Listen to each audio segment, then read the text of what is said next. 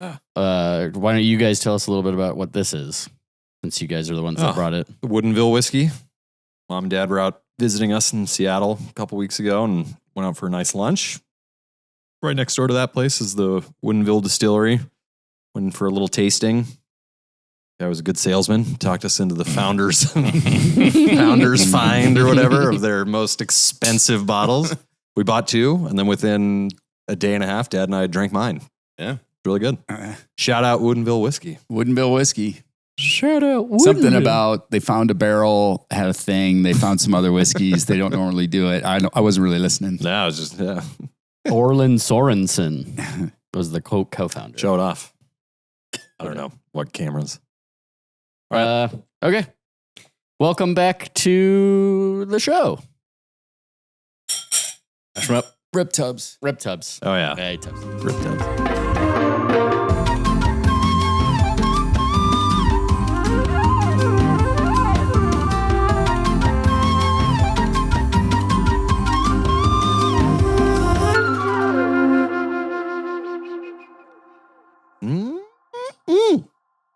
Buttery. Creamy. Oh, let me throw up in them. That's pretty good. That is pretty good. It is. Okay. So, welcome to episode 3, technically. 3. This is the third This episode. is the third we've episode recorded. that we've recorded, so this will be the third episode. Not What? necessarily I guess I shouldn't get into that. Third episode. Hey, so you know, your left arm, when you're being animated, you're putting it in front of that camera's view. Okay, yeah. Because I watched your hand in Got the monitor. We're figuring out all of our positioning. These are the uncomfortable. These are the outtakes during Yeah, the whether credits. this is now how's this? Can they see that? I don't know. What do you? Like if my How arms do I down know here. what you mean? Well, you just said. Raise your There. Yeah, that is You're blocking the Okay. view. Yeah. I'm just gonna keep my Just arm the like left this. hand. sit on your Keep it hands. closer to you. Don't move it out there. This is my box. This is my box of terror. Let's do a new cheers. This will be the intro. I'm out. What? Which one? Who wants what? Do shitty beer. And then It's not shitty beer. Yeah. Come on. Well, I'm out too, and I'm not doing We'll do beer. It's my penance. So we were drinking Woodinville, and then we drank it all. We drank And then all the Woodinville. The solar flare. And then the solar flare for the mic clicks. I can't. My box of terror. Welcome to episode 3. Tubs. Rip tubs. Tubs. Dubs.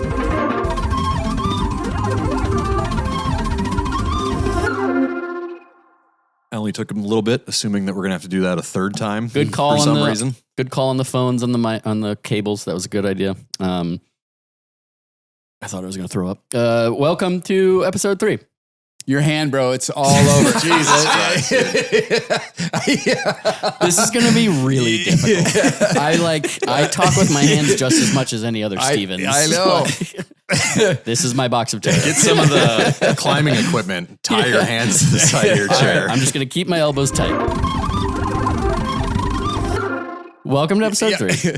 I am Chalk 2, Tyler. A little tidbit about myself as we continue again to reintroduce ourselves and refamiliarize ourselves with our viewership. All 6 of them. All 6 of them. Well, hopefully not less, but maybe just a little bit more. Cool tidbit about me. I have a complete base set 151 Pokemon card collection. Over COVID, I was in it. I was really trying to fill the holes of my binder, and I finally did it. So that felt good to get accomplished. I didn't know you had all 151. Yeah. I have Shadowless. I have all Shadowless except the Charizard one that everybody wants. But again, like there's also like different editions. I have a couple of first editions. Most of them are Shadowless. But that Charizard one, I'm not trying to spend I don't 50 know grand, 30 grand on a Pokemon card. Just so you know, this is the part where all the veterans that are listening to the podcast for the first time are dropping out. Sure. As is their right. Charizard. For them. So exactly. Your loss. This is for us. So yeah, Cam or Duncan. Go for it. I'm Chalk 4, Cameron. little tidbit about me is I was able to go to the Grammys this past year. I recently moved to Los Angeles in like June of 25, and it's fine. Like, there's a lot of people. What's and fine? LA. The Grammys? No, or like, LA? LA is fine. I don't really Like, get the it's- music kids are listening to these days. we live downtown, and I walk out of my building and there's like human shit on the sidewalk. Literal poopy. Most times. Oftentimes it's impressive. Like, Healthy. That's a healthy poopy. That's a lot of fiber. Where are they getting all the fiber? But the upside is that like I got to experience like the Dodgers winning, and we lived right Oh, next to yeah. where the That's cool. parade was. Fantastic. And then just these kind of like situations happen where like, hey, you want to go to the Grammys? Like, I guess. yeah, So that's wild. within 6 hours, we suited up and walked to crypto, and were able to kind of like sneak our way in. Like, we shouldn't have been there in the first place. But Wow. Do you need a towel? did you make a mess? There's no moving, right? Yeah, while Dad's cleaning up his pledge spill, I remember my first beer. why don't, Duncan, why don't you go next? Oh, Were you done? no. Well, I'll save it for the next episode. That's a good one. Yeah. Good idea. Good. I need to write it down. My name's Duncan, Chalk One. Yeah, interesting little tidbit. I have been on late night television. Before. Which one? The Late Show with David Letterman. Like OG. Yeah, exactly. I remember. Probably a story for another time, but I can roll it up into a 20-second flyby. My best friend in high school, his name's Kyle Campbell. Good kid. He was just this like eclectic, could do all sorts of weird tricks, and he could climb into that bag. I don't know if anyone can see that in frame. I think that camera can sit the green duffel bag. Yeah, he's taller than me. It's really impressive when you see it. And somehow, like, his grandma like knew that he could do that, and she put it in his head to submit like an audition tape, and he did. And then he got picked, and I had to go because I was always the one zipping him up into it. You had the bag. I had the bag. Yeah. I can fit into this bag. Oh, you cannot. Yes, I can. Yeah. And we got an all expenses trip paid to fly us both out to New York City, shoot the episode. They put us up downtown. Got to see it air live, like in a bar, which was pretty wild. And then we were home within 48 hours. I missed swim practice. My coach was pissed, but I did Whatever. rep. I did rep the brand. You did have I wore a shirt. Truman Bulldogs. Yeah, I never scored points in a national meet, but I did put Truman swimming in front of a lot of people on live television or a recorded previous. Yeah. We'll link it somewhere in the description or click this box Yeah. on YouTube. Is it still up? Yeah. Yeah. Is it like the late night? Is it No, it's some rando Some dude who random probably lives in Romania pirated- who like got thought it was hilarious, and it's like the one video on his channel thousands from of 15 views? years ago. Wow, look at that. Pretty weird. Excellent. So yeah, they're that's our team. We're still trying to decide if Dad gets a tidbit or not. He gets a lot of mic time. This is like dude. this is This is our time to yeah, shine. this is the kids' time. Yeah, that's even right. though some of Do these you have a tidbits- funny No, story? I always start mine with I'm the proud father of this, right? That's, proud sire. yeah. Excellent. Cool. One of the new segments that we're going to introduce, which we all really respect with a lot of other podcasts that shelve out some time for this, is admin time. There are some times, and we're aware that a lot of the things that we're talking about, we may like misremember, or there's more context later. Not context. We're not doing context in any of the stories from the last one. We don't need to do that. But there were a couple of things that we maybe like missed a little bit. And one of them, we used special operations and special forces synonymously. Cameron wisely pointed out that they are not synonymous and that they're Actually. actually, they do have a difference. I do not know them, so I think Dad has prepped a little. Well, yeah, it was, I think we talked a little bit about it in the episode, and it ended up being true that if you think about special forces, these are the units themselves. So the easiest one is the Army Special Forces, right? But when you talk about SEALs, Rangers, PJs, controllers, those kinds of people, MARSOC in the Marines. The units that are all made up of those same roles in that same service, those are typically termed special forces. Okay. And that's because of the types of work that they do. Special operations, if you think about it, it's more the mission set itself. So direct action, going in, kicking a door, shooting somebody. That's a mission set, a style. Foreign internal defense, where, special forces in the Army, a lot of what they do is help train and enable forces in areas that we want to be our partner, and they help get it done. And that's how they, that's what they do. So the different mission sets are the special operations, if you think about it, and the units themselves in a service are the special forces. Excellent. I think that clears that up. Yeah, that was perfect. And I think it's a great way to just like acknowledge that while we attempt to be the not guys in the right, but just like we've done our due diligence, we recognize that like we're not going to get everything right. And like, only one of us has actually like put on a uniform before.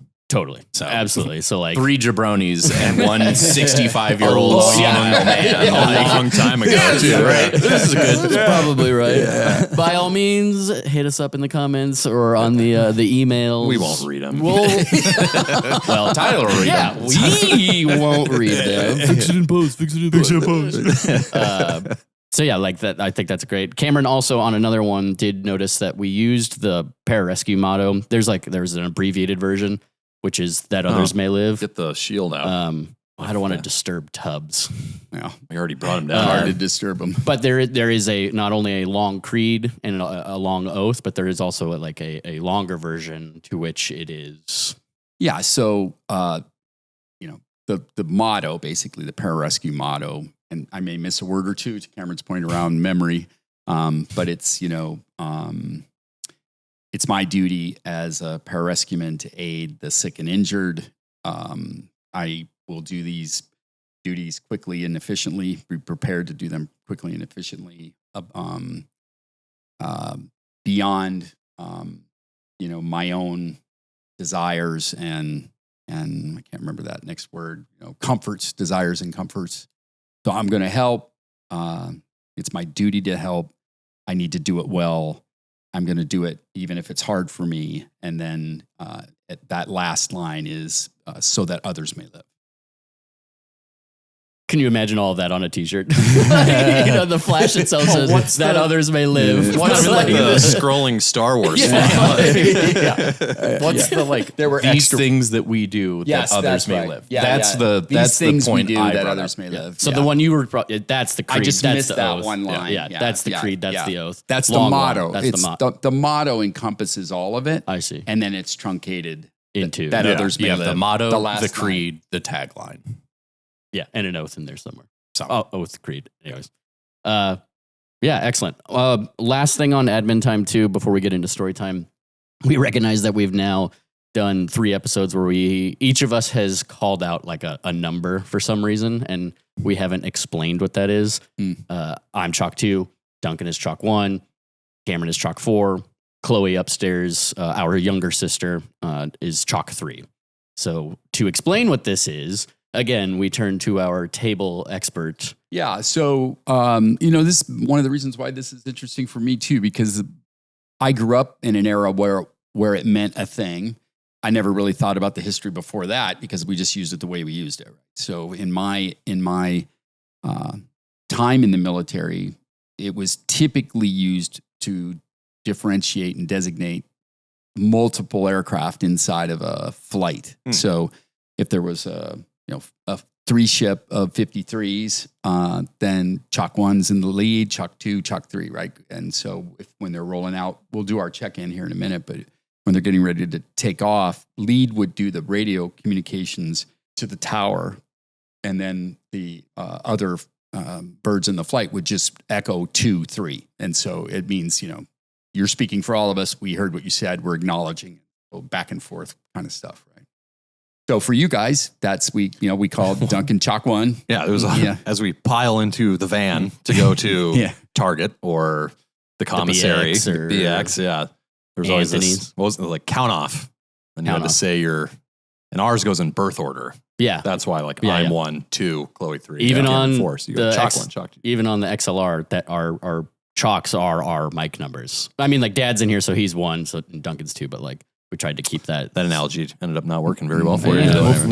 we'll cover that. We're missing one. We're all out of order. 17 minutes. Do we have to fix that in the admin of the next episode? Probably. Or not? We'll do that in the next admin time. So Admin loop. admin. But so that's it. more research that I did on that, it was really interesting because it said that term actually originated in World War II during D-Day when they used literal chalk to put numbers on aircraft and literally put numbers on sticks of jumpers, sort of platoon size, where, you know, if the bird had a 2 and everybody in that line has a 2 on them in chalk, those 2s get on that. Go to this airplane. So it was a marshalling. It was a marshalling. Initially, a marshalling thing with a lot of people to get them where they needed to be, and then it became, you know, aircraft, and then it became children in our. That is cool. I think it was a great way too for you guys to keep track, like a very practical, just keeping track. Every If time we're we got at in the car, it was Disneyland, count or, off. yeah, Like, count off. 1, 2, 3, Yeah, and then like- somebody would be like, I'm not going to see my number. It's usually the person in the VAR back because like you can't hear anything. Somebody screams, "Count off!" You know, whatever it is. Like, does anyone remember a time where that actually did identify a missing do. child? I think not a missing child, but I think like maybe it was like sleeping one? Yeah, like a sleeping one, or somebody was. It was a miscued count off, and like Mom and Cameron were still coming from Walmart or something Yeah. like that. You know, Target, whatever it was. Not But to say that it wasn't helpful, because if we Right. never had, It's kind of like it's a 100% success rate. It's a, yeah, It's a exactly. success Like, rate. it's a safety thing. Yeah, yeah. you lock your door, you take 5 steps away, and you're like, did I lock Did the I door? lock the door? Yeah, Did I leave all my kids in Target? yeah, exactly. Yeah, I kind of forgot how we did it. I don't know. Jolly Flight Chicken. Chalk 1. Chalk 2. Chalk form. Here we go. We'll have to figure out how. Need help? Well, it's the Glencairn with the frothiest of saisons. That's true. We'd be better off just drinking. Those out are of a can. crazy words that just came out of my mouth. Yeah, that's right. I felt the need to go like this. Well done, Tyler. Yeah, and if anybody's wondering, the reason why I'm drinking beer out of a little glass is that we drank this out of a big glass last night. So I'm trying to. This is a perfect. It's like you already knew where I was trying to go.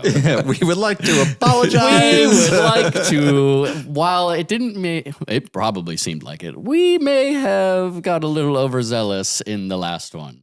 2 bottles of the exact same whiskeys, single malts last time We led finished to one before we. Yeah. We Even essentially started. finished an entire bottle before we hit right. start. So, which is great because, like, how was that Balmer curve we were so adamantly trying to adhere to in Do the you want last to explain episode? what the Balmer curve is?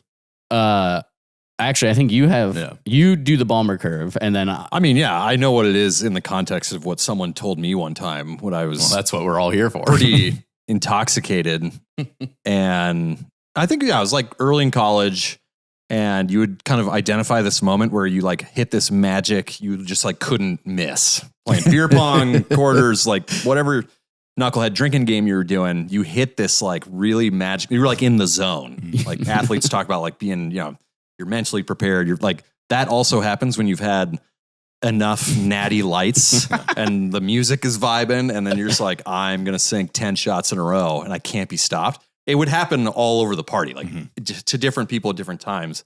And someone explained that to me as like, yeah, it's you're hitting your Balmer curve. And I never asked any more past that. I'm like, cool. Like, Yeah. that sounds about right. And, but I think I have like seen some study where they've like confirmed that. Like, I think as you get a little more Confidence. inebriated, you kind of let go of some inhibitions. And you just kind of like inhibitions and trust confidence. like instinct more than overanalyze. Like, I see. I need to throw it further or harder. Like you just kind of do what you've done 10,000 times before, and it Muscle starts to memory work takes for you. over. So I think that's what it is. But 'tis a fickle thing, the Balmer oh, curve. it's got a steep cliff, my friend. It's Yeah. like, no, it is not a Oh, parabola. It is a curve and then like a dive into the Well, Mariana yeah, or Trench. is it backwards where you're like, I think, you're it's kind of a ramp ascending, up. You're like, dude, I'm getting to my peak. The first half of a bell And you have curve. that one more whatever, and it's a hard dive. Yeah, sometimes you recover a little bit. Yeah. because Another bomber chug curve. another beer. Right. But Is it always hits as you're digesting whatever X number of drink that is. Mm. Like I think a bomber curve is variable for person to person. If I am digesting my 5th to 6th beer, then it hits as in you're that drinking like your 15-minute period. Yeah. And then if I take one more sip, then it's off. Yeah. I've Then soiled it. It's hands. You've soiled yourself or you soiled it. Both. I mean, hands on head, just like nonstop. Yeah. So in Bomber the curve. context of why we're bringing that up, I think, we'd had a little bit to drink before we started that last episode. So maybe feeling a little loose, Mhm. gregarious, whatever. But we kept drinking through all of those recordings. So maybe towards the end, did we fall off that cliff? Was it obvious to the audience? Maybe. Who's to say? Did we never actually hit our Balmer curve? Maybe we need to test that out. Maybe we need to drink more. So that's, I think, where you were going with that. Yeah. It was a fun. It was a great experience. Fun experience for the first time of sitting down and actually like hitting record. I think a lot of people would relate to you're sitting around drinking some preferred poison and you just start telling funny stories. Yeah, that's totally. core to what this is. To which we probably then we were so natural into it that it shouldn't be that way. Like we do have to have like some sort of. You're saying I got a problem? No, I'm not saying everybody's got a problem, but like maybe we just need to be more purposeful, or we'll find out at the end of this sit down. This block recording session. Sounds good. Story time. Enough about Balmer curves and Pokemon cards, or being on Letterman, or going to the Grammys, or whatever you said. The first story on the block is Rex Frericks, the maniac, sets booby traps. I don't know if Maniac? I don't know kids anymore. That's what my guess of this story is. It might be. It says sets booby traps. So fire away. Yeah. So, just to set the stage a little bit, it's in England in my second assignment. A lot of what we talked about in our first couple of episodes revolved around my first assignment at McClellan Air Force Base. That was from 82 to 85. I was stationed at RAF Woodbridge in Suffolk County, maybe an hour outside of London. We lived in Ipswich. We lived in Martlesham Heath, which was near Ipswich. So I wasn't born in Ipswich? You were born in the Ipswich Hospital. I was I just learned something about myself. Yeah. They're in the Premier League. Not to do a tangent. Yeah. It's like I have their You do? shield sticker on cool. my bag. Okay. Yep. Yeah. So They're called the Tractor Boys. I think. because Suffolk, They're pretty rural and kind of rowdy. Yeah, and that's rad. they're called the Tractor Boys. That's awesome. That's We cool. should double check that and we can cut that out if I got it That's wrong. funny. I'm pretty sure it's true. Tractor So, Boys. sorry. No, that's all right. It was definitely rural, right? There not much. In fact, in World War II, that was one of the recovery bases for the bombers that would get shot up. Mm. And when they would come back to England, they'd be all beat up, and it was just a big, giant, recovery airfield that they could basically crash on, and then they could reuse the airplane parts. But I think that's probably because it was so rural, right? There was a lot of space. So anyway, we had a rescue unit there. It was called the 67th ARRS at the time, Aerospace Rescue and Recovery Squadron. Seemed like every unit I went to would change a little bit. We'd get reassigned to a different special ops or not, or commands or squadrons. But that at the time, that's what it was. And Rex was one of the guys on the team, and he's a proud, bold Texan who had he had done a lot of oil field work before he came in as a PJ. Sounds like a right tractor boy. Tractor boy. And so he was a little. So I was in England from 85 to 89. When you think about it, that's the Wham days. That there was some great music going on at that time, late 80s music, and a lot of great fashion and a lot of great stuff. And being near London, it was really cool. And Rex, the whole time he was there, was wearing Texas shirts, pearl buttons, boots, straight leg jeans. It was having nothing to do with the fan culture. Yeah. And so he was really great, competent, good PJ, right? And this dichotomy of being a very smart, experienced man, I mean, full up, man, sort of as a younger ranking PJ. So I think Woody was his first assignment. Woodbridge was his first assignment. So long story short, he gets ready to leave, and we would do these roasts at the end of our assignments, and all the PGs on the team would get around a big table like this, and then we'd open up some bottles, and everybody on the team would tell stories about the person, and then the person would tell stories about everybody on the team. And most of the time, Equal opportunity shit talking. yeah, but most of the time it took so long for everybody to give that person shit that they never really, and they were so drunk by then that they'd only get like halfway around the table. So, and I think Rex and maybe one or two other people were leaving at the same time. And it was really great, right? Our building, our section was our own place, and we had a team room that was amazing. That unit for probably 20 years, guys had been traveling around Europe and stealing things and bringing it back to the team room. And, we had a lion's head from a pub in there, a big lion's head. And, I remember there being some climbing gear. Someone's tent caught fire when they were trying to cook, and everything burned, and all the rack on the climbing gear melted into this wad of aluminum. And that was on the wall. So, because why not? Just massive debris. It was stuff, flags, tons of flags that they would get. And usually it was, some kind of either a fuck up, and then it would get on the wall or gear. Great place to have a party like that. So, we had a unbelievable night, like just crazy night. And that night ended.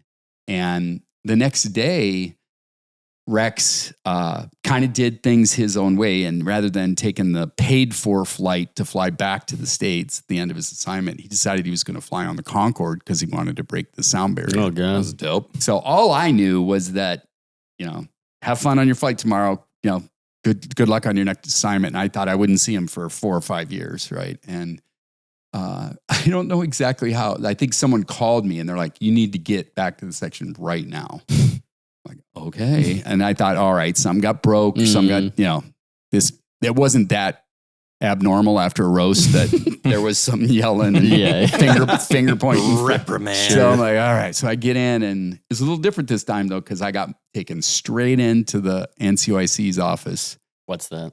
Non-commissioned officer in charge. So the head guy, officer in charge. Boss man. And he pulls me in the room and like sits me down at the desk and sits in his chair and just stares me in the eye. And he's like, what did he say? He said, why did you do it? And I'm like, what? That doesn't have to be more specific. Really narrow it down. Which told me a lot, actually, right? Because I understood poker. Yeah, I understood my role on the team, and I did it well. And so I was like, so when he accused me, which I knew I didn't do it, but it made me realize something at this level has been done. And I'm automatically on that list. Yeah. And I'm you're like triaging your head. So I didn't know what it was, but I knew it was big because when he was in the room when we were messing around, it was a whole team thing. And now he's playing like Air Force leader, and you're like, oh, there's something like someone's telling him he's got to do that. And so long story short, long story longer. There I was. So long story short, it's interrogation like lamp on my face. Long story short, keep going. So what Rex had done as a going away gift to show his love for the rest of us is he set, honestly, maybe 12 or 15 booby traps in this section. Throughout this section. I love you guys. And this must have taken hours. So, and the party ended at everyone's sleeping. Somehow he waited for the last drunk bastard to leave the section. Wasn't he drunk? Oh yeah. when you hear what he did, that'll become a little more obvious too, right? He had passed the Balmer curve. Yeah. He was at the bottom of the trench. Wherever YOLO comes from, he was at the bottom of the YOLO stage. abyss. The You know what I mean? orchestrator. Yeah. And so what he had done is he'd taken a bunch of these smoke flares and taped them in hidden places all around the section. So if you opened a drawer or pulled out your helmet bag out of the storage or opened your locker, Sat on a toilet seat. They were smokes primarily, right? So it would mostly make smoke, but he also used these white smokes, and I can't remember what they were called. White phosphorus White, no, smokes. no. It was an actual Booby smoke, but traps. it burned. It wasn't Willie Pete, but it burned really burned hotter Hot. than anything else. Probably because it maybe burned longer. I don't know exactly what, but he mixed a couple of them in there, right? So anyway, I didn't know any of this because I was home. But people came in the next day and they started opening things And grabbing duffel boom, bags. bam, boom, and it started setting stuff on fire, like desks, helmet bags, boots. It was melting chairs, like it was doing a lot. Well, they had the fire department come over first, Naturally. but then when they figured out what it was, they had EOD come in and clear the building, supposedly. And then when EOD said it's all good, then that's the one I thought he was brilliant was. He's like, at some point in time, they're going to know I'm doing this. And they'll probably like just slowly open the desk drawer and look around and see if there's anything. But he put it on the back of the drawer and he put a lead on it so that you get it like halfway open and go, oh, this one's good. Boom. so Maniac. no one knew who did it, right? But they basically figured out everybody who didn't. Because they all went home. And then Rex was the only guy and he's not around. And so the London police pulled him off of the Concorde. He was in his seat. That close. They went with this. So you finally got me. Took you long enough. Yeah, he's like looking at his watch. Did you find the big one? How many did you find? It's like hiding 12 pigs, but naming the 12 Yeah, number like 13. 7 or something. So at this point of the story, there are a lot of things messed up in the section, burned, bad. And the whole base knows about it because you had to alert every support structure. And you start calling EOD to clear a building on base. Every commander in the European theater knows about that. So, sometimes you can tamp things down a little bit, and like, don't look over here. But that's out of the bag, right? So he got in a lot of trouble. But while the administrative wheels are turning, and this is more actually, I hope when he listens to this, I want him to know this is all kind of the box of the story, but the meat of the story is that guy was one of those team members that people would do anything for. Right? I mean, he just earned the respect, the trust, and he continued to his entire career. He's an icon. Rex is a true icon, and he earned every bit of that. But so the team kind of pivoted to how can we help? Right. And so while all this administrative stuff's happening, everything that was burned, waterlogged, ruined, got thrown away. Desks got replaced. We went to DRMO, which is like where they have old desks, and we just put new desks, swapped them out. We threw the boots away, threw the helmets away. We painted and revarnished things that needed to, cleaned the floors, aired it all out. So, if as new people started to come in, having heard about this massive, structure fire. There was nothing. It looked nice. And we kept like two things. We kept a pair of boots and maybe a chair or something. So there was some damage, but it was literally in this space. So there was nothing to show that anything was wrong in a very short time. Because when you get 20, 30. They don't have those photo ops to be like, look what he did. Put him up on a pedestal. It's like, well, it's clean. Yeah. What they should have done is get all the PJs out of here and never let him in this room until this guy is, hung. and then we'll let him back in. But they didn't do that part. So, there wasn't much to show. But still, he ended up getting an Article-15. And Which is? It's basically the, legal action that the military can take when you do something wrong in the military. It's called the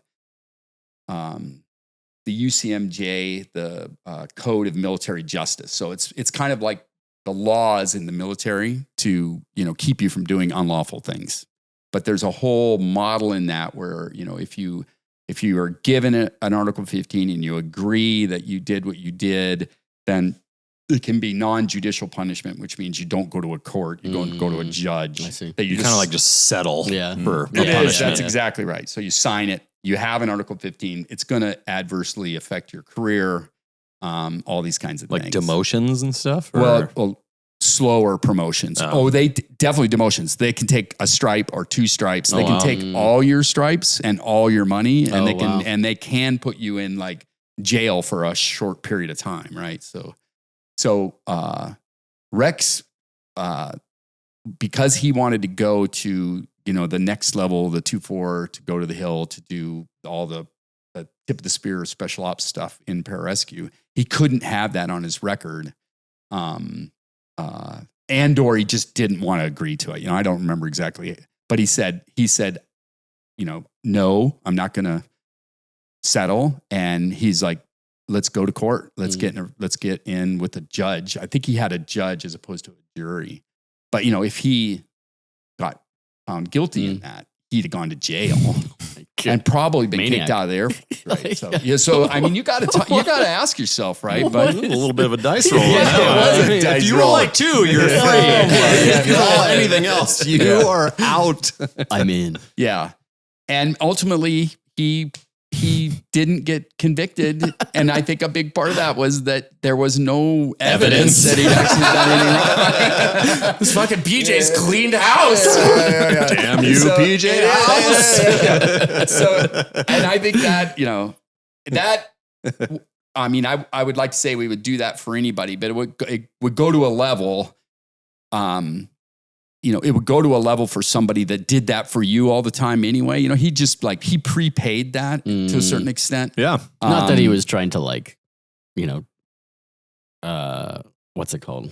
Abuse that either. He's just like, he happens to be a maniac and sets booby traps. Yeah. And the team respected him so much that we're going to. The Bomber Curve is kind of an interesting introduction because he was also he really didn't drink much and he didn't rage much because he also he did. He raged. And I don't even know. Turned into a Viet Cong. It's also quite possible that he never had a drink that whole night. It would have been. Stone cold It would have sober. been. He was waiting on brand. Long con. Yes, and he opened the door, sent the drunk home, locked it, and just started, and had everything already taped up and wired up, and just walked around, building them, and then He was going around filling everybody's cup too. One more for I you. would never underestimate that guy, right? And he ended up having a really long career at the tip of the spear, and then has worked for other groups since then, and done amazing things. So we're going to see him at Tony's retirement. Fantastic. Yeah. Ask him how many booby traps he's set today. Yeah, you guys We'll help disarm. Yeah. I'll probably arm him.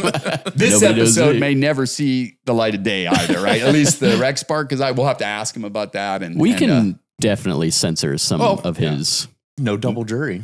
He was proven innocent by a justice of the peace. Yeah. Law.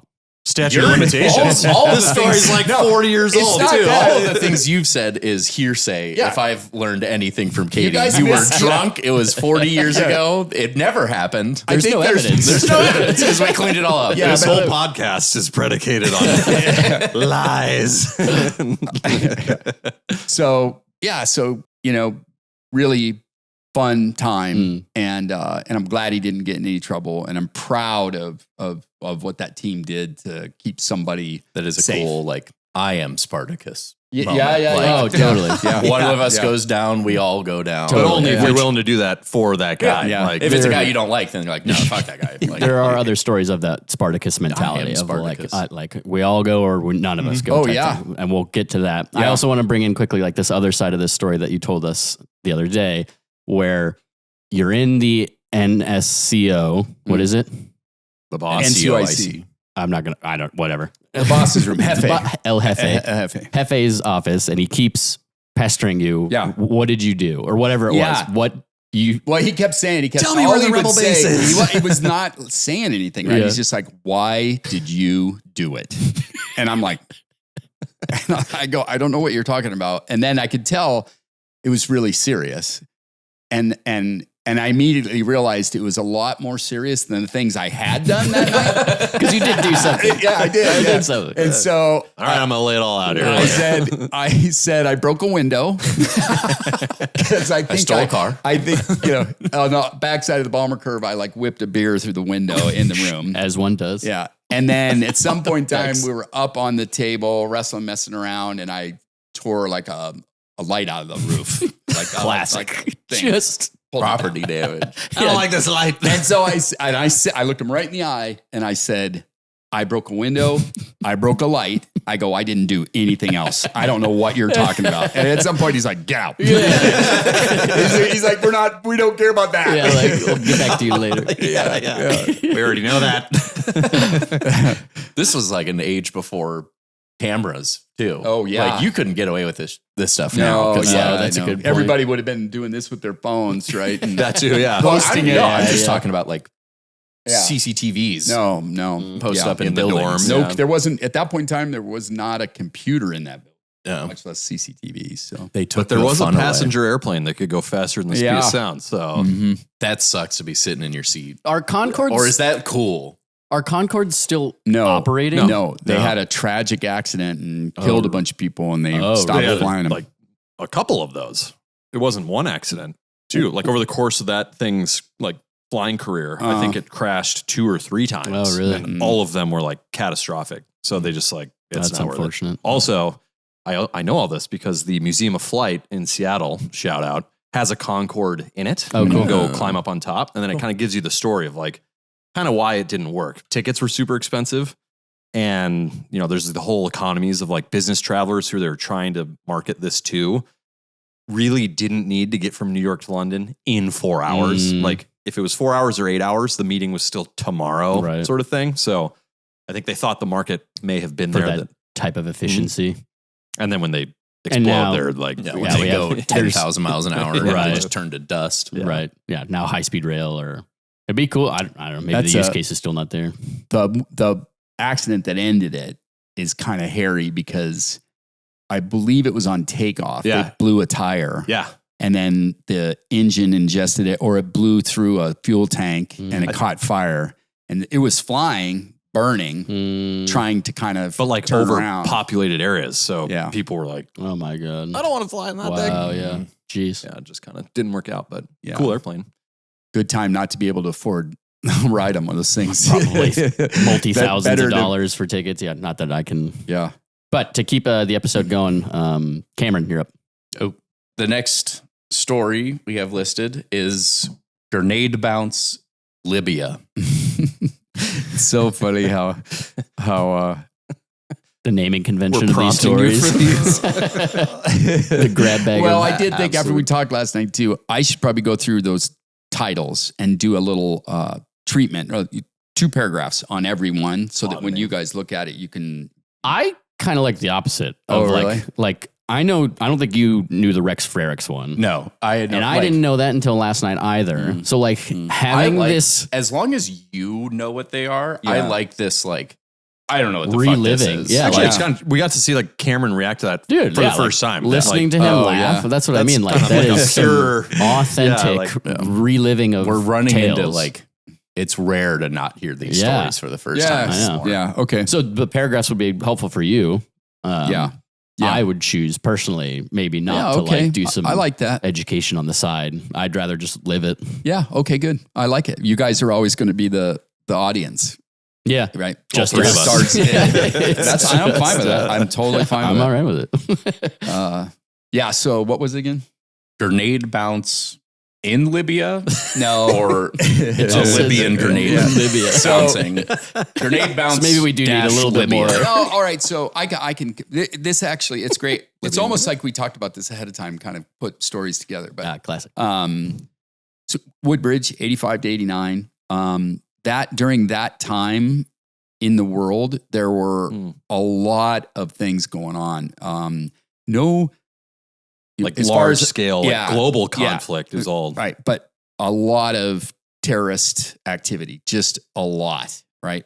Planes getting bombed, cars getting bombed, people getting killed, people getting kidnapped. A lot of that. Like when we would go on base, they had mirrors to look under your cars when you got on base because they're worried that someone would strap something to a car and bring it on base. This Libyan scenario basically was a bombing that happened in Berlin that killed a service member that they figured out that Muammar Gaddafi, the Libyan dictator, had orchestrated. And so the U.S. Had a campaign. It was called El Dorado Canyon, and they took F-111s out of RAF Lakenheath, Aardvarks, and they went Badass. Yeah. I saw a picture of a bomb that was recently, delivered somewhere, and it said something like how did it go? It was like the something of justice rarely arrives lubed. Oh no. And so, yeah, these guys went. So anyway, Yeah. So we send dry aardvarks. Fuck this dude up. And so and I mean, this is somewhat in retrospect because we didn't know that that's what the plan was, but our unit, was the closest rescue unit that had combat abilities. And so we were basically deployed to go pull potential rescue coverage for any of the American aircraft that would need it. We really didn't know anything about, a lot of times that would happen, right? It's pack your shit, get on the plane. You don't know where you're going. You get there, you're staged, you're waiting. And then at some point in time, you get the briefing that says, this is what we're here to do. And we're just waiting for the green light, right? So as I remember it, we deployed, we were in Naples and we were practicing flying orbits as far south as like Sicily.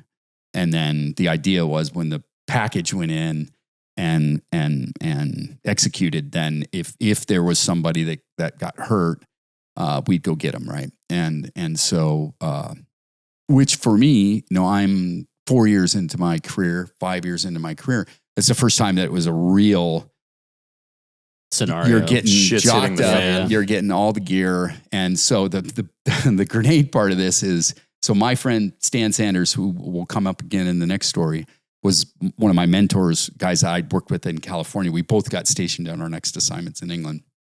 He's a big, thick, strong, kind of mean, acerbic, grumpy, but with a good sense of humor, but you could never do anything right in this guy's eyes. And he was very smart and very demanding. He was the flight examiner for us. So, he's the guy that judged whether you were doing PJ shit right. So the right guy for the job. Looked great in his uniform. Really, really good guy. And so we are basically got our armament, all of our rounds, smokes, grenades. First time I'd ever been given grenades. And they just handed all this shit to us. And we had no other way to carry it onto the plane but like this. Like it's like going to Costco and not having a cardboard box. You're like, yeah, that's a good way to banana box. Yeah, that's exactly right. I had a wad of grenades, explosives. shotgun rounds. I'm like, why do I need shotgun rounds in Libya? There's no ammo We're can. going to show up. They're already going to be pissed. Why do I want something that only shoots from here to the other side of the room? And then they're like, well, if we get shot down and you're in a raft, maybe it'll be handy. I'm like, if I'm in a raft and a Libyan gunboat's coming at me, I'm taking all this shit and throwing it into the water. I'm not shooting at him with a shotgun. Get out of here. So don't get close to me. I had a lot of questions. Have we really thought this plan? All I know is, and sometimes things like this would happen, man, where like they just immediately it's like, that term, mark the tapes, but it's like, you're never going to forget this. Like this thing that happens, you're never going to forget it. So Stan's already in the bird. He's got his stuff on a seat and he's organizing it, loading up magazines and putting it around the airplane and stuff. So I come walking up the ramp and tripped on something, and one of the grenade cardboard box tubes fell out of my hand and hit the ground and started rolling. And I looked at it like, you don't think the pen came out of it. And he looked at me and I looked at him and I go, do we run? I don't know. You know what I mean? It's the first time I ever had him.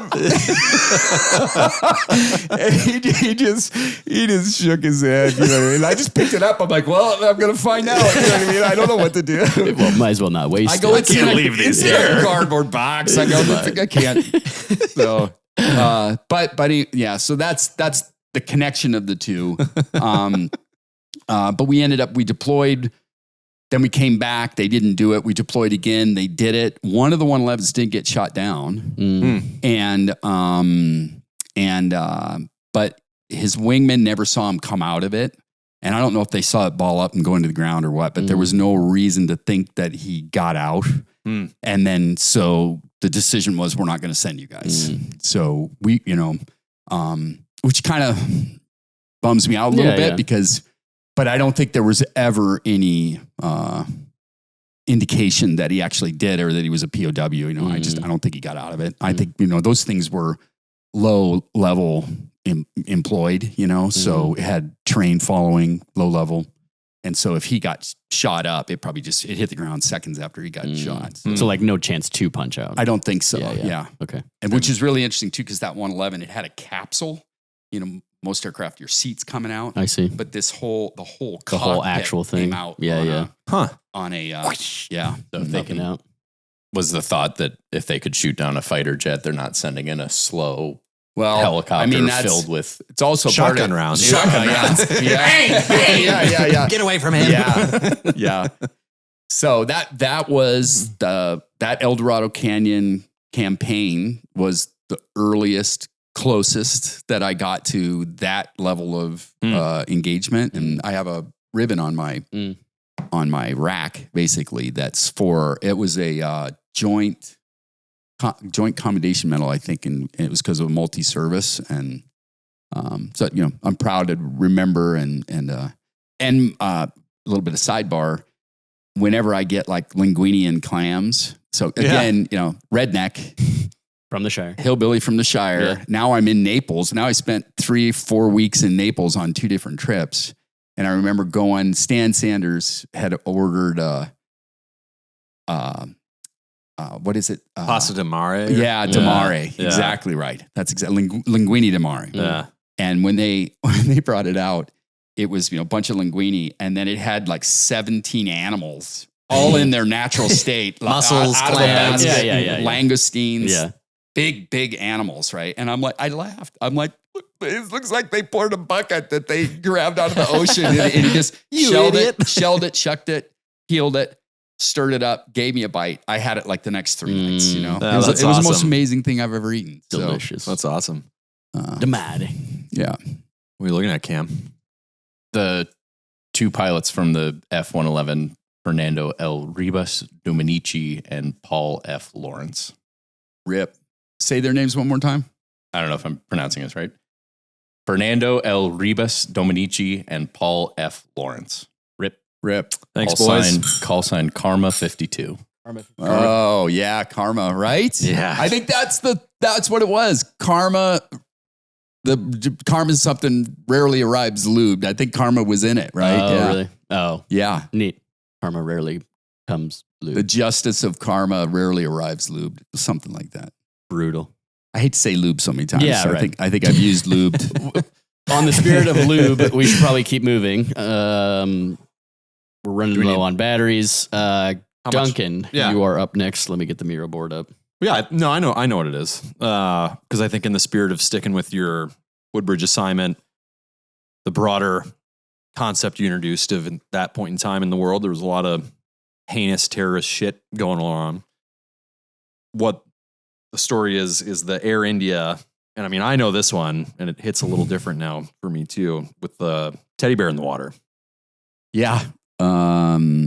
So it kind of continues from the earlier conversation of a lot of terrorist stuff going on, right? And I went to England and then came back and got married to your beautiful mother who's upstairs taking care of our beautiful, Hi, Mom. granddaughter, Hi, Mom. Freya. Snuggling with Freya. Yeah. Watching Frozen 2. Ah, nice. And went home, got married in the Shire, went on a honeymoon. I think we went on our honeymoon right after the wedding.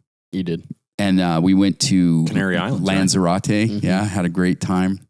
Rode a camel with the runs. It was memorable. Delicious.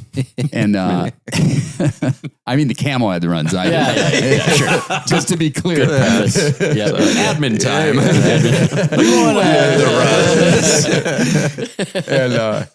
And yeah, so literally the night we got back from my honeymoon, and I know this, and I want to make a quick.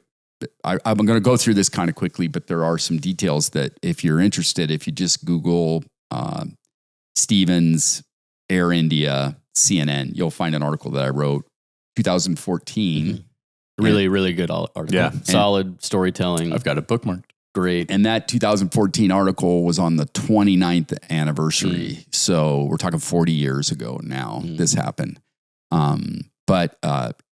Yeah, so, and that's why some of these dates and stuff I remember because I reread it last night. But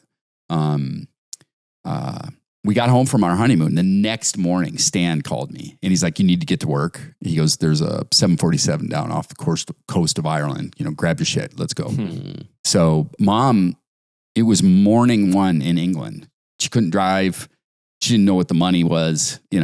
I had to ask. Stan's wife, Janet, came over and took care of Morse because they'd been stationed together too, so they knew each other, right? So it was out the door, got to work, loaded it up, got in that 53, just like that one, and we flew off of the coast of Cork, Ireland. And we were pretty amped because 329 people on that aircraft. Big plane. We didn't know what had happened to it, so we assumed it belly up, went in the water, had engines problems or something, And so we were like 329 people, good chance, a lot of them are in rafts. We're going to get there. Yeah. They're going to be waving at us. We're going to save some people, right? So we were like, this is what we do this for, right? Just if you go back to the motto, going to be prepared, doesn't matter, comfort, ready to go anytime. And it just felt like this is it, So we took off. I don't remember, how long it took us to get there. It took a long time. So you're just kind of anticipating what's going on. And when we got to the crash site, within minutes, we kind of realized this whole thing was going to change for what we thought it was going to be. And the reason why it was basically just a stain in the water with shit floating in the water. So there was nothing, there was no aircraft anymore. It was just Obliterated. detritus, right? Yeah. I mean, clothing. I think I wrote in the article that the biggest two things I saw were 2 seats together that were floating around. So we realized that this was going to be a complete recovery, not a rescue, right? So we went into that mode, and I think the reason why the teddy bear thing is in there is because we were doing low searches and we're just looking at all this shit in the water. And I saw this teddy bear. I didn't think about it really at the time.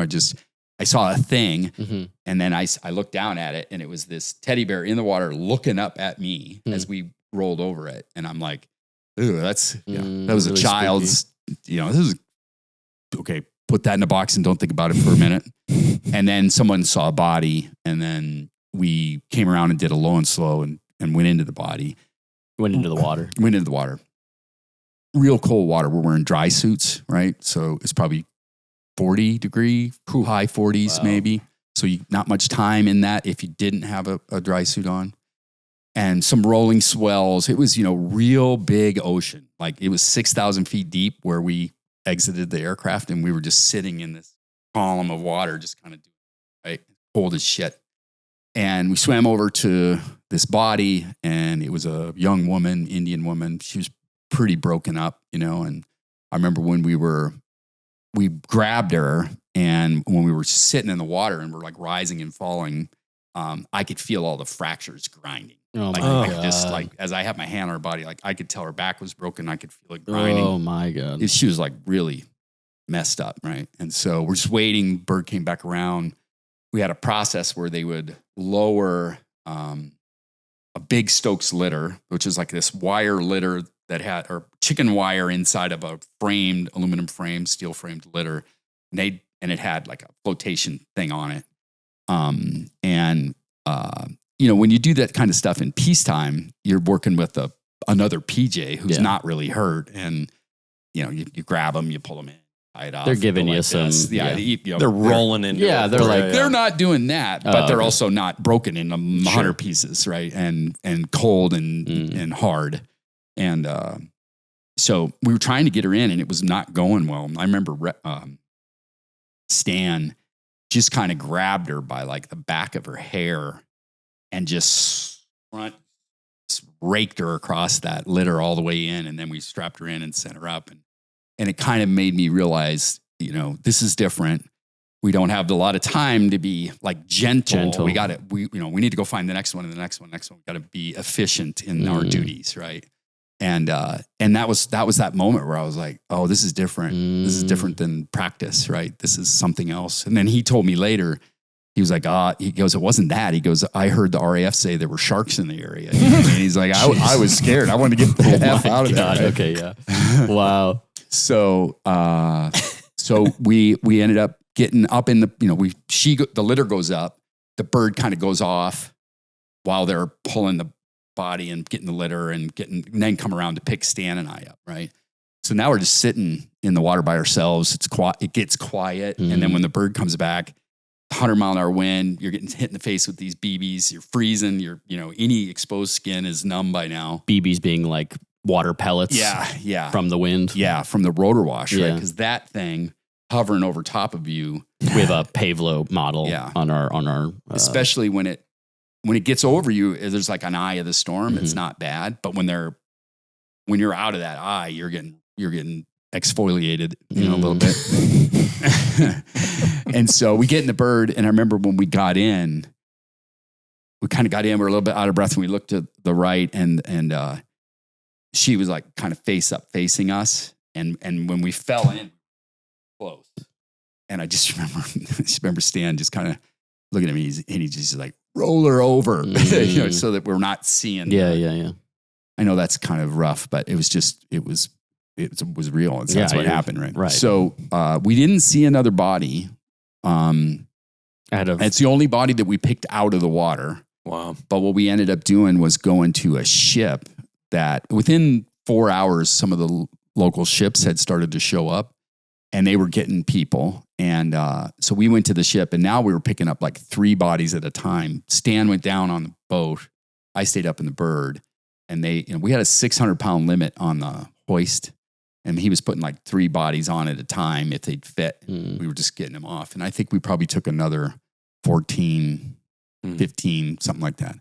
And they didn't have body bags on the boat, so they just had clear plastic bags. Oh my gosh. So it's, people, bags. And then when that litter comes up, you're struggling because now you got 150, 180 pound plastic bag that you're trying to move down into the middle of the plane. So got all that stuff put back in the back of the plane, and then we started flying back to Cork. And for me, one of the real memorable parts of that was, that's kind of surreal, right? Like you're doing your work. Now the plane's got a bit of a ride, and it's quiet, and it's just, us and them, right? This side of the fence, that side of the fence. And I remember everybody was sort of up against the bulkhead of the plane, looking back into the cabin, just kind of like a little surreal. Just digesting the moment. And on a regular day, that plane with the sun shining in and it's rocking and the rotor head, and you can get sleepy, you get tired, you get relaxed. And we've been working really hard. I think we'd been flying by then maybe 8 hours, been in a wetsuit or dry suit for 8 hours. Doing some real physical work. And I just remember, like, I want to sit down anyway. And so I was the only one that walked back into the cabin. The seats are along the wall of the cabin. And I sat down, then I laid down, and I just kind of looked into the pile. And on one of the bags, I noticed that there was a finger sticking out of a hole in the bag, and it was a woman's finger that had a ring on it, had a nice manicure, I think red, if I remember right. But I thought, the chances that she would passed away and then her finger fell through a hole in the bag seemed 1,000,000 to 1, right? Like, how would that finger? It felt more to me like she pushed her finger through the bag. And like my mind was like, and so I was just staring at that finger, and I was just waiting for her to like make a sign, right? And I just remember staring and wanting it to move and wanting to see her do this, and then I fell asleep. And I'll wrap it up kind of quick. And we ended up getting to Cork. When we got there, it was a real surreal situation because they assumed that it might have been a terrorist thing. They assumed that there could be continuing attacks of some kind. So, it was Irish Army and APCs and lights everywhere and people up top on machine guns. And it was a very like Blade Runner-esque moment, right? And people came up to the bird, rotors were still turning, and we started offloading bodies. And I'll never forget, man, like it seemed like this surreal, crazy, very visually disturbing set of hours. And then when they took the bodies, they kind of really gently, it was like, now you could be gentle. Now you could be kind. Now you could be respectful.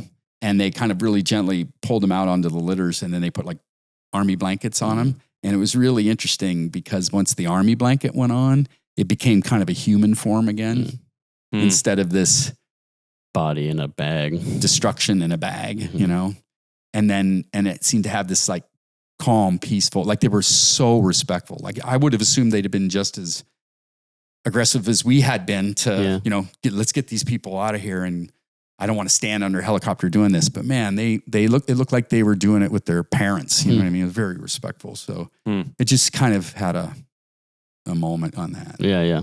And it was a terrorist attack, It was. right? It was a bombing. Yeah. They were at altitude, and when the bombing, when the bomb went off, the plane disintegrated, and everybody just was in the airstream, and then they were in the water. So nobody had, there was no precautions, there were no rafts or life preservers, right? And so they got destroyed at altitude. So man, that's an experience. Oh my gosh. Yeah. So, and one small, just way to wrap it up, maybe just kind of human, but then we were in Cork, Ireland, and that's where the Blarney Stone is. Do you guys know what the Blarney Stone I've heard is? of that, yeah. You go like kiss it, don't you? Yeah. Well, you hang off backwards into this like well or something. Yeah. And you kiss the Blarney Stone. Upside down.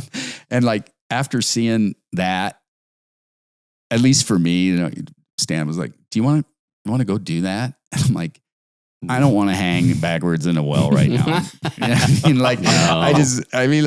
Good. You know what I mean? Like, I think I've seen enough tourist attractions. I think I'm going to go home. Stan. Yeah. I'm going to go home. Yeah. Let me know how it is. Yeah. Oh, man. Well, I think that's an important story to hear. It's a rather dark one to end on, but I think that doesn't degrade by any means. Like, well, and I mentioned in the article, right? Like, I think we knew when it went to, I bet, rescue and recovery was the job. Yeah. And unfortunately, a lot of times it was more of a recovery. I think still an important role to play. I mean, it really and is. it was part a of the handful of job. families got to have a goodbye. That's exactly with right. Remains, and Yeah. that makes a huge difference, I'm sure. Yeah, Than just kind of saying that your family members lost at sea in this the horrible ones that, tragedy. could find. That's it. Like the ones you could find, I'm sure that made a big impact. impact. It's like us talking about JY in the earlier episode. No one knows, and so you have to imagine. You try to find closure with that by imagining what happened and where he went, and where he is, and what's left. Yeah, and, that's true. And just the agonizing, like your mind is just chasing or following things, wanting them, wishing them to be different. Yeah. Right? Whether it's a finger, whether you're looking down at Yeah. no Yeah. difference of scale, like just wanting some sort of positive outcome. When I wrote the article in 2015, that's when that Malaysian airliner had disappeared and they didn't know where it was. That was kind of the stimulus for the story. Was you really shouldn't stop looking for this thing. Everybody deserves to know how the story ends, I think. But the interesting thing was, I have a bunch of newspapers and clippings, and then I did some research when I was doing the story. And it was as I was finishing the story, I thought I should Google teddy bear, Air India teddy bear. You never know. And no shit, like on one of the articles that I read, it talked about the Irish rescue pilots crew, SAR crew, picking up, and they called it like a bedraggled teddy bear. So the damn teddy bear actually got picked up. Someone right? else. Wow. Yeah. Wow. Yeah. Jeez. So, Goodness. Yeah. Well, I think this is a good stopping point. Hey, I really appreciate you guys. Like as we continue to talk about these rather heavy topics and the funny topics too, like it just reiterates a wonderful moment to just sit here and be able to talk about a lot of different things. So I just wanted to give everybody here a shout out, especially the people upstairs too, who are watching Freya, Mom, Chloe, Yui, Bailey, Kristen as well, Nora in there. So like, all of you guys flying back to Kansas Cameron City, and, like everybody worked hard to be here, and Cameron and Duncan flying in, like really trying to make this possible, and we'll continue to grow, and it'll only get better from here. So I appreciate you guys, and hey, we'll see you. Another one in the books. Hey, we'll see you. Hey, well,